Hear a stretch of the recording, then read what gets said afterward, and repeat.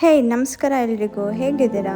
ಅವತ್ತು drum stick ಬೀಜ ಹಾಕಿದ್ದೆ ಅಲ್ಲ, ನುಗ್ಗೆಕಾಯಿ ಬೀಜ. ಇವಾಗ ನೋಡಿ ಸಸಿ ಆಗಿದೆ. ಸೊ ಇದರಲ್ಲಿ 3-4 ಬೀಜ ಹಾಕಿದ್ದೆ ಅನಿಸುತ್ತೆ, ನೆನಪಿಲ್ಲ.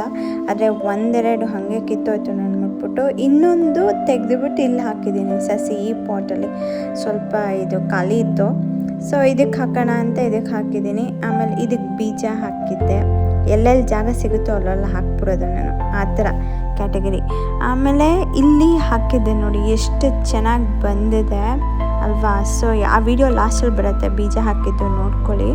ಸೊ ಇದಕ್ಕೆ ನಾನು ಜೀವಾಮೃತನೂ ಹಾಕ್ತಾಯಿದ್ದೆ ದಿನಾಗಲೂ ಒಂದೊಂದು ಪ್ಲಾಸ್ಟಿಕ್ ಕಪ್ ಇಟ್ಕೊಂಡಿದ್ದೀನಿ. ಸೊ ಅದ್ರಲ್ಲಿ ಜೀವಾಮೃತ ಎಲ್ಲ ಗಿಡಕ್ಕೂ ಹಾಕ್ಕೊಂಡ್ಬರ್ತಾಯಿದ್ದೆ.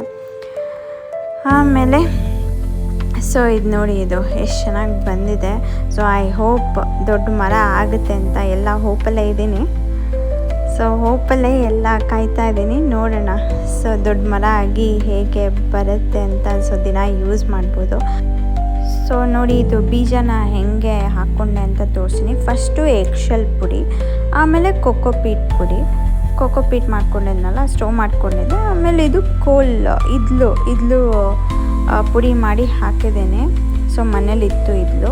ಆಮೇಲೆ ಇದು ಡ್ರಮ್ ಸ್ಟಿಕ್, ಇದು ಸೀಡು ಅಂದರೆ ನುಗ್ಗೆಕಾಯಿ ಬೀಜ ಅದಿತ್ತು. ಅದು ಇರಲಿಲ್ಲ, ತಗೊಂಡು ಹಾಕಿದ್ದೀನಿ. ಯಾಕಂದರೆ ನನಗೆ ಬೇಕು, ಐರನ್ ಕಂಟೆಂಟ್ ಬೇಕಲ್ಲ.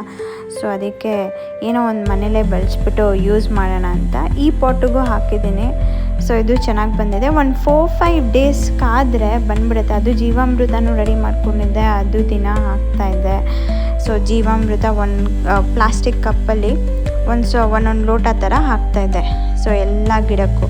ಸೊ ಚೆನ್ನಾಗಿ ಬಂದಿದೆ, ನೋಡೋಣ ಸೊ ಹೇಗೆ ಆಗುತ್ತೆ ಅಂತ.